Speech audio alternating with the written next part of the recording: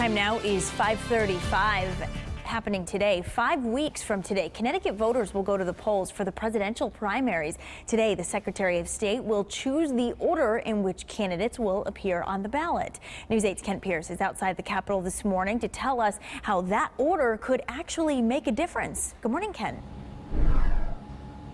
Good morning, Laura. Yeah, it's a psychological phenomenon known as primacy, and it's the reason when Secretary Merrill does pick the ballot order here at the Capitol later on today, it's going to be a random selection because that ballot order can actually give an advantage to the first person on the list. It's not something we usually think about, just like we don't usually think too much about the Connecticut presidential primary. It usually happens too late in the process to have much impact on the results.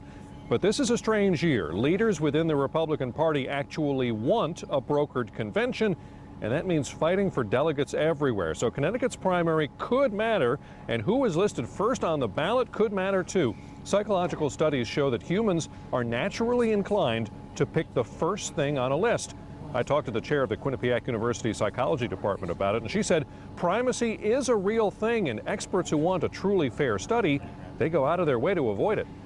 So if I were doing a study and I were asking people to pick between vehicles, for example, what's your favorite vehicle? And I really didn't want the first one on the list to be the one most frequently chosen just because it was first, I'd vary the order. But of course, we can't do that with voting ballots. We can't vary the order because they're counted by machines programmed with the ballot order already. So the best they can do is randomly pick the order for the ballot. That's exactly what Secretary of the State Denise Merrill is going to do at 10 o'clock today here at the Capitol. The primary is 5 weeks from today on April 26th. Live in Hartford, I'm Kent Pierce. Back to you. Kent, thank you.